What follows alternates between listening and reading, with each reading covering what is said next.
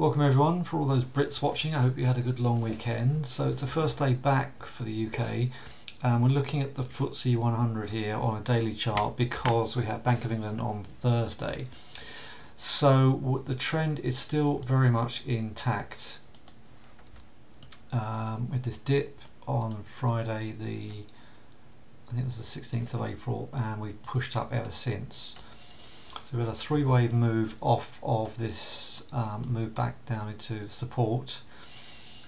However, if we are extended now, there's the 50-day average. Here we are up here at 83.20, give or take a few pips.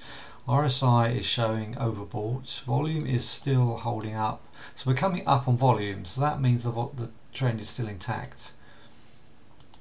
But it does mean that we are extended. So if we get a daily chart that closes underneath a new high, so had we closed under 82.75 today, we're not quite closed, just the last 15 minutes here, but were we to engulf that bar and close lower, I would start shorting highs into that 8300, but there's no sell signal, so anybody who's long, stay long for now. Switching to the US, so the US has been open for the second day of the week for an hour and 3/4 at the moment, and here we are still with these dips intact. So huge trend from last autumn, double topping the 40,000 mark, huge three-wave correction, and then we started on this wave up.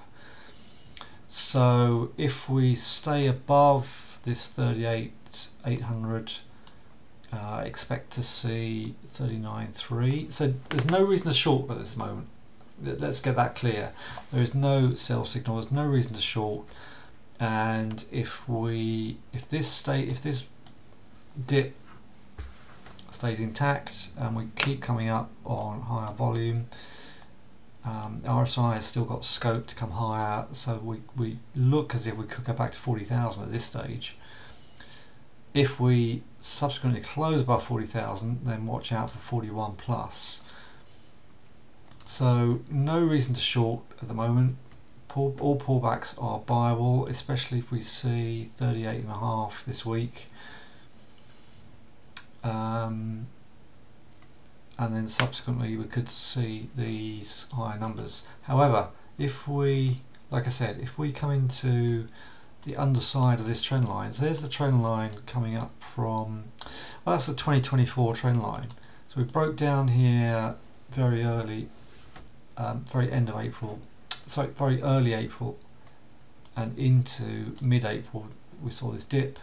So any move back into this resistance area with a lower close on the daily chart, watch out, because this could come tumbling down if we get a lower high or a double top up here. So still expecting higher numbers on these daily charts, but just be very careful. Not a lot of data in the US this week, it's just that Bank of England which is the main one. Right, let's have a look at gold.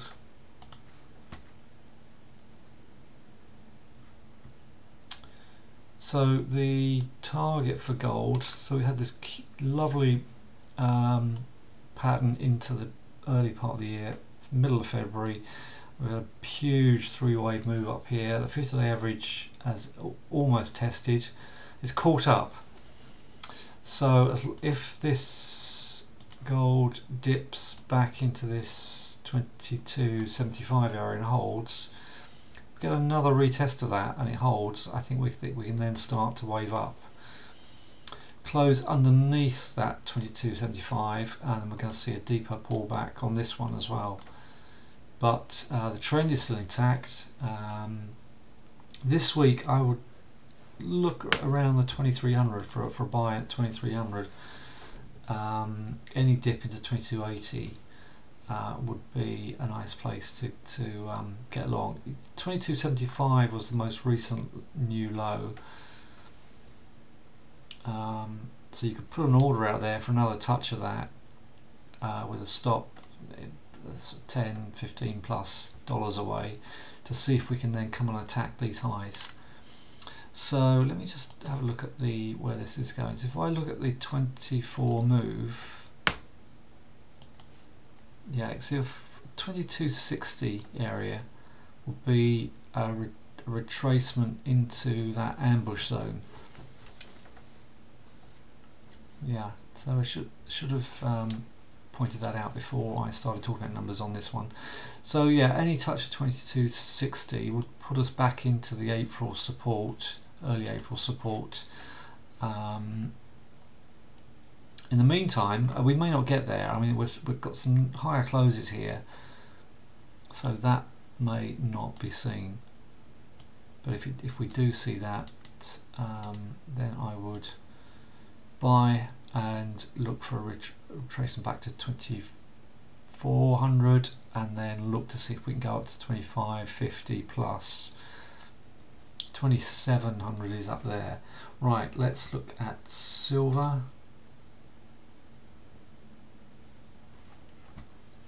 Silver's had a big push yesterday, so silver came back in touch with 20. We talked about this a week or two ago. 2610. Any pullback now to 2670 could see us go and find that 30. So silver's looking very bullish. It's a very nice push higher yesterday. Sorry. Going to keep this short. Wheat. Talked about wheat for a very long time, so let's get an update on wheat. So we've crashed into this 650. If we can hold up here, and we look as if we can come and find $687, I think we could potentially achieve $8 to $10 this year. But this is a tough spot, so I wouldn't be at all surprised to see that go and test $6 again. RSI is high. That can stay as high for weeks and months. Just because the RSI is high does not mean that you will see a pullback. Okay, so next stop, assuming we can hold up, is 680 and then 710. If you notice on the wave count, we've had one huge wave up into 26th of April, pulled back on the 2nd of May, so wave 3, which is normally the most powerful, could easily take us into that 7 plus. If you look at what happened before, if I come back and drag last year's chart, tell you what, let's drag all of this in. So last year into late summer, we kicked off in June, pushed up in July, pulled back mid-July, pushed up into August. And that's a fairly typical cycle.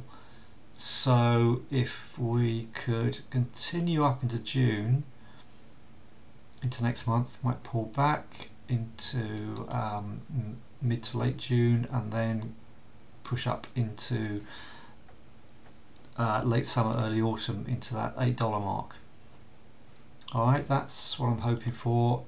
Let's see if that plays out, and let's keep your eye out for the volume. Make sure we keep getting higher closes and these pullback zones hold. If that all plays out, then I will stay in this trade and see if I can get into as close to that $8 or more as I can. Alright, oil.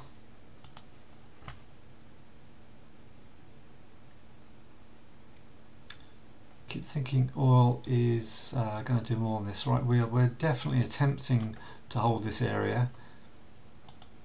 Huge amount of support from early March here. Swing that across, you can see we're trying to hold that. So if we can, if this holds, I'll expect that to at least come into 80, potentially 83 plus. So a 1, 2, 3 wave correction, after this lovely sweep up here. And so we've got a significant pullback into March support, and looking to see if that can bounce out. So for numbers, watch 78. If we close above 78, watch today. This is 79 here. We closed into 79, watch for pullback into 78, get your stop underneath these lows and see if we can find 82, 83 plus on the oil. Stocks, just keep this nice and simple.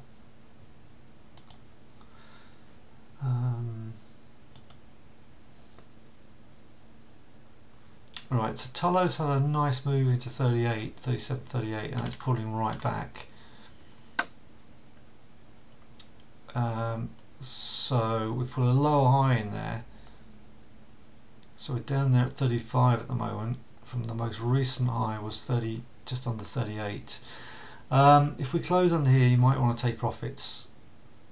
If you're in this for the long run and expecting 40, then do nothing and just manage your stop.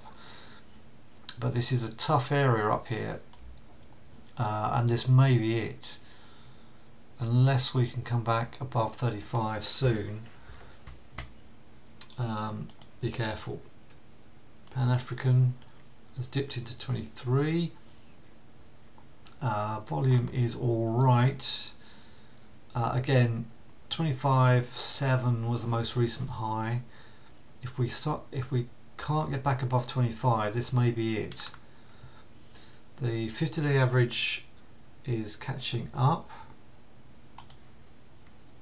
so we may just consolidate here and then wait for the 50-day average to catch up. Come and touch it, connect with it, and then go find 25, 26, and then possibly up to 30 plus for those who are in this for the long term. Right, some other oil stocks, GKP, potentially consolidating under that 120. Let's have a look at BT, because we talked about that a lot. Shuffling around this £1.10 mark. The fact the 50-day average is above the price is not healthy, and the fact we can't close above 110 is not healthy. And the volume is all right, but not great. So a close under £1 could see this drop. I think there's a huge demand down here at £1.102, 105. But we've got to crack above this 110 on volume for this to do anything. I'm staying put, but be aware. Let's have an update on Rolls-Royce. Yeah, see, this is a good bullish consolidation. So we pushed up, we consolidated, tested the 50-day average, saw that get another leg up. We're consolidating. We almost touched the 50-day average down there at 400, so if we get another test of £4, that could start to go to 450 if you are bullish. Notice how long the RSI stayed overbought. All the time we were up here, all this period here, when it was still making higher highs, this RSI was overbought. Alright, let's leave it there. There's a couple of stocks I'm interested in. Let's leave it there for now.